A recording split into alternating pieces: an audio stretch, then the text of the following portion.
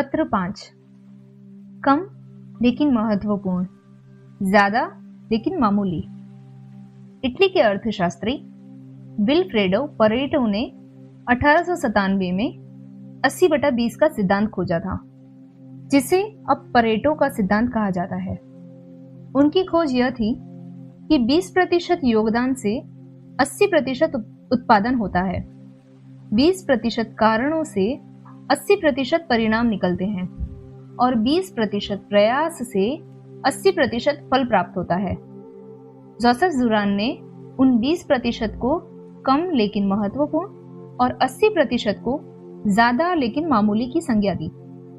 आशुलिपि के आविष्कारक sir Isaac Pitman की खोज थी कि हमारी 2/3 बातचीत को केवल 700 प्रचलित शब्द ही पूरा कर देते हैं। उन्होंने पाया कि हमारी 80% सामान्य बातचीत में यही शब्द काम आते हैं। एक छात्र ने अपने 80% पाठ्यक्रम को अपने अध्ययन के 20% समय में पूरा कर लिया। परीक्षा में प्रश्न पत्र के 80% प्रश्न 20% पाठ्यक्रम से लिए जाते हैं। 80% विकास, लाभ और प्रतिफल में लगभग 20% ग्राहकों का योगदान रहता है। 80% व्यवसाय 20% उत्पादन व सेवाओं से चलता है। 20% कर्मचारी 80% उत्पादन करते हैं।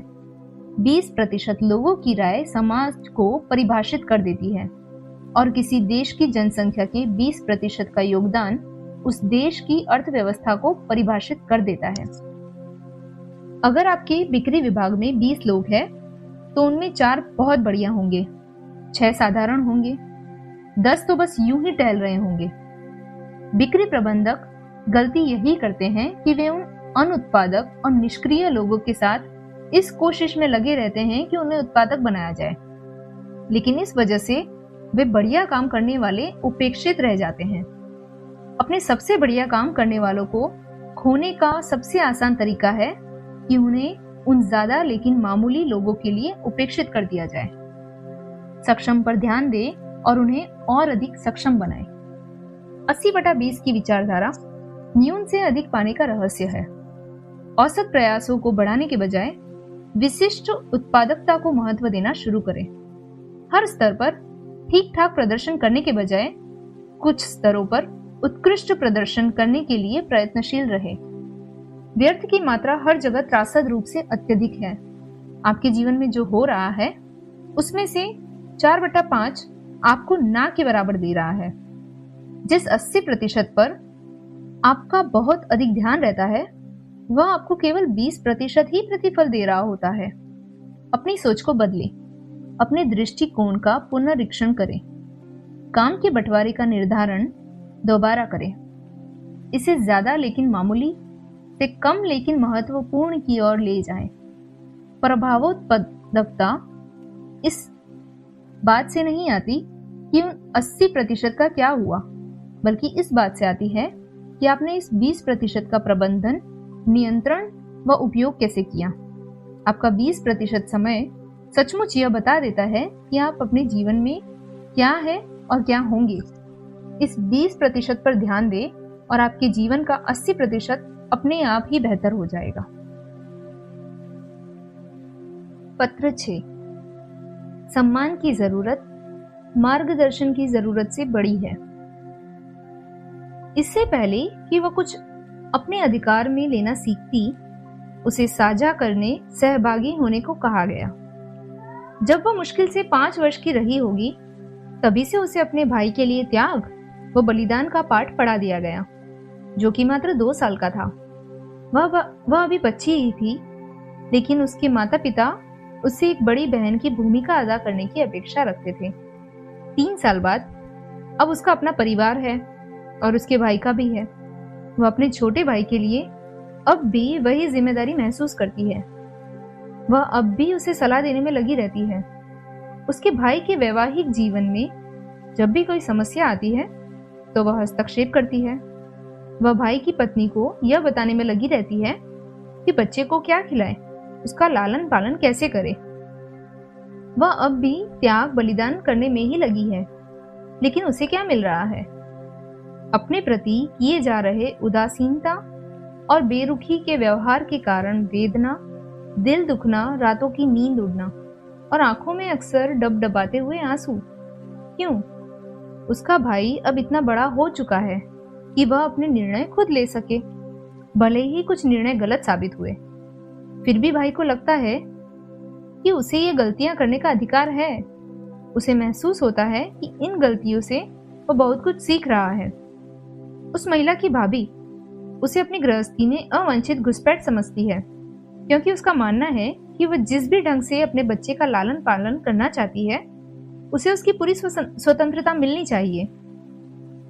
एवं किसी और के द्वारा केवल इस आधार पर हस्तक्षेप किए जाने से उसे चिढ़ है कि वह उम्र में बड़ा है। एक बेटे द्वारा अपना पहला शब्द बोलने में, पहला अक्षर लिखने में और पहला कदम चलने में, सभी में उसके पिता की सक्रिय भूमिका रहती है। उस बेटे के लिए उसका पिता हमेशा एक सुपरमैन, एक हीरो और आदर्श व्यक्ति रहा है। यहाँ तक कि उसके करियर के लिए एक सलाहकार का काम भी उसके पिता ने किया। बेटा आगे चलकर युवा उद्यमी बन गया, लेकिन इसमें भी उसके पिता का मार्गदर्शन था। आज वह बेटा एक प्रतिष्ठित उद्योगपति है, लेकिन आज भी वह पिता रोजाना शाम को यह पूछने और जानने का इंतजार करता रहता है कि कारखाने में क्या क्या हुआ। इससे उसका बेटा बड़ी घुटन महसूस करता है और उसे लगता है कि पिता को उसे थोड़ा खुलापन देना चाहिए। पिता अब अवसाद के दौर से गुजर रहे हैं, क्योंकि अपने बेटे से उसे जितनी तवज्जो पहले मिला करती थी, अब उतनी नहीं मिल रही है। पिता को लग रहा है जैसे अब उसकी जरूरत ही नहीं रह गई। इसका असर उनके स्वास्थ्य पर पड़ने लगा है और वे तेजी से बूढ़े होते जा रहे हैं। आप एक बहन तो हमेशा बनी रहे, लेकिन हर समय बहन की भूमिका न निभाती रहे। आप एक अभिभावक के रूप में हमेशा प्यार पाएंगे, लेकिन आप हमेशा अभिभावक ही न बने रहे। एक दौर के बाद कोई भी आपके "मैं तुमसे अधिक अनुभवी" के रूप को स्वीकार नहीं करेगा। 3 साल की एक बच्ची भी चाहती है कि एक विशेष ढंग से उसका भी मान रखा जाए, और दरअसल यह उसकी जरूरत भी है। 3 वर्ष की आयु में वह जो कपड़े पहनना चाहती है, यदि उसे वो कपड़े न पहनने दिए जाए, तो इसका अर्थ वह यही निकालती है कि उसका मान नहीं रखा जा रहा। 10 साल का बेटा मेन्यू कार्ड पढ़कर खुद ऑर्डर देना चाहता है। वह इसी को अपना मान रखा जाना समझता है।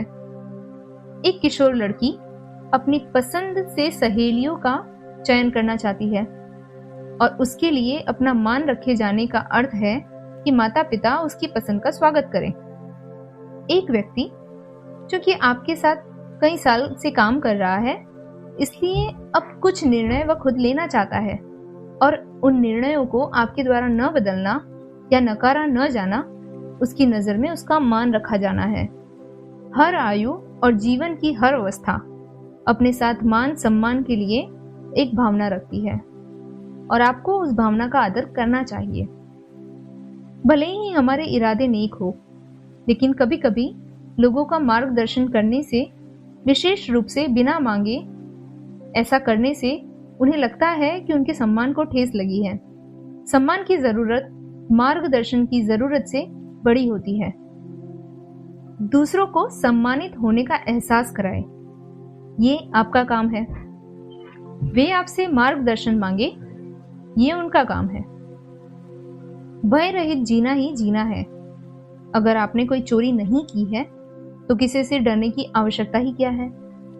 जिसका जीवन खुली किताब हो, वही वास्तव में स्वतंत्र है।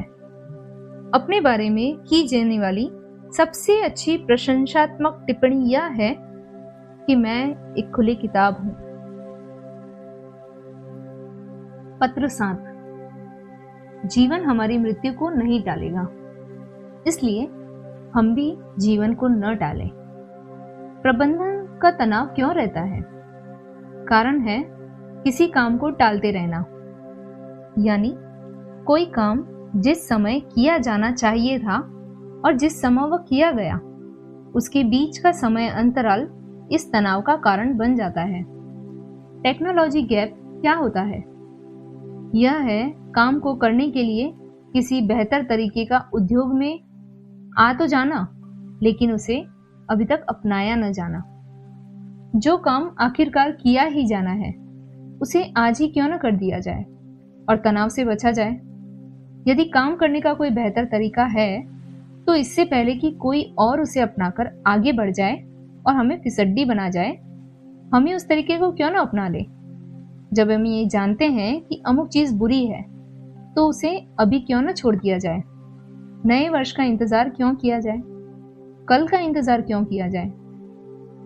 क्या आप विश्व स्तरीय गुणवत्ता वाला काम करना चाहते हैं, तो हर उस काम को रोक दे जो विश्व स्तरीय से कमतर हो।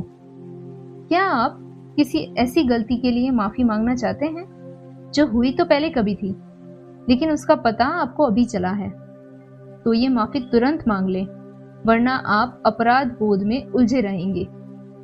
क्या आपको कोई बढ़िया और शानदार बात सूझी है, उसे तुरंत कर डालें। कहीं ऐसा ना हो कि किसी और को भी वह बात सूझ जाए, क्योंकि फिर तो आप उसकी नकल करते ही नजर आएंगे। मूर्ख और बुद्धिमान करते तो वही काम है, लेकिन बस अलग अलग समय पर। बुद्धिमान उसे तत्काल कर देता है, लेकिन मूर्ख उसे अंतकाल में करता है। जीवन ऐसे जिए जैसे आने वाला कल आज ही आ गया है। हम स्वास्थ्य और तंदुरुस्ती का महत्व समझते तो हैं, लेकिन उसके लिए जरूरी कोशिशों को टालते रहते हैं। वित्तीय प्रबंध और निवेश के महत्व को समझते तो हैं, लेकिन उस दिशा में उठाए जाने वाले कदमों को टालते रहते हैं। हम बोर्ड की परीक्षा का महत्व अच्छी तरह समझते तो हैं, लेकिन तैयारी तब तक नहीं करते जब तक कि परीक्षा सिर पर ही न आ जाए। कागजों को पेंडिंग फोल्डर में डाल देना हमें सबसे अधिक सुविधाजनक लगता है। जीवन में आने वाले सारे दबाव, सारे तनाव कुछ और नहीं है, बस परत दर परत बढ़ता गया मनोवैज्ञानिक बोझ है, जो इस समय अंतराल के कारण होता है कि वह कोई काम कब किया जाना था और आखिरकार कब किया गया। काम को कल पर टालते रहने की आदत जीवन रेखा को छोटी करने का सबसे अच्छा तरीका है। टालते रहना पिछड़ने वालों की पहचान है। जीवन हमारी मृत्यु को नहीं टालेगा, इसलिए हमें भी जीवन को नहीं टालना चाहिए। किसी दिन जैसा कोई दिन होता ही नहीं, जो है आज है। यदि आने वाला कल आया तो मैं उसे बता दूंगा कि ये काम मैंने बीते कल ही पूरा कर दिया है। पत्र 8। हमारी जिम्मेदारी जहां खत्म होती है, परमात्मा की जिम्मेदारी वहां से शुरू होती है। इंतजार करने और अधीर हो उठने में बहुत ही बारीक अंतर है, और इसी में शांतिपूर्ण प्रगति और तनावपूर्ण सफलता का अंतर समाया हुआ है। किसान ने खेत में हल चला दिया है और बीज भी बो दिए हैं। उसे अब इंतजार करना चाहिए, क्योंकि हमारी जिम्मेदारी जहां खत्म होती है, परमात्मा की जिम्मेदारी वहां से शुरू होती है। तो यदि उस किसान को इंतजार करने की कला आती है, तो वो शांतिपूर्वक ढंग से इंतजार करेगा। इसके बजाय यदि वह अंकुर फूटने के लिए अधीर हो उठेगा, तो हर बीतता पल उसे बेचैन और तनावग्रस्त करता चला जाएगा। उसका मन बुनबुनाता रहेगा, ये हो क्यों नहीं रहा है, अभी तक हुआ क्यों नहीं है। बाद में अपने समय अनुसार अंकुर निकलने के बावजूद वांछित फल पाने की ललक में वह अपनी शांति गंवा चुका होता है, यानी नुकसान तो वह पहले ही उठा चुका होता है। क्या आपने लिफ्ट के लिए बटन दबा दिया है? तो अब थोड़ा इंतजार करें। अपने अनुसार उसे जब आना होगा वह आ ही जाएगी। लिफ्ट के आने के लिए अधीर होने से आप फर्श पर पैर पटकते हैं, अपनी पुतलियों को ऊपर नीचे घुमाते हैं। जैसे आपके ऐसा करने से लिफ्ट की गति बढ़ जाएगी और वह आपके तल पर दौड़ी चली आएगी। क्या आपने वेटर को ऑर्डर दे दिया है? तो अब थोड़ा इंतजार करें। यहां अधीर हो उठने से इंतजार उड़न और चिढ़ भरा हो जाता है। आपको जो कोई निर्णय लेने थे, क्या आपने ले लिए हैं? क्या उनके लिए आपको जो कुछ भी करना था आपने कर लिया है? यदि हाँ, तो अब इंतजार करें, बस इंतजार। इस चीज, उस चीज या किसी भी चीज के लिए आकुल व्याकुल न हो उठे, बल्कि इंतजार करें। इस इंतजार में आपको शांतिपूर्ण सफलता की कुंजी हाथ लग ही जाएगी। अधीर हो उठना भी कभी कभी सफल बना देता है, लेकिन वह सफलता बहुत ज्यादा तनावपूर्ण होती है। जब यही सफलता शांतिपूर्ण रास्ते पर चलकर हासिल की जा सकती है, तो तनाव भरे रास्ते पर क्यों चले? आध्यात्मिक उत्थान के लिए जरूरी गुणों में से एक है अपने हिस्से का काम पूरा करना और फिर बस इंतजार करना। कई लोग जो आध्यात्मिक अनुभव पाने और इसकी नीरव शांति महसूस करने को बड़े व्याकुल होते हैं, वे दरअसल इसी प्रवृत्ति संबंधी रोग से ग्रस्त होते हैं, जिसे अधीर होना कहते हैं।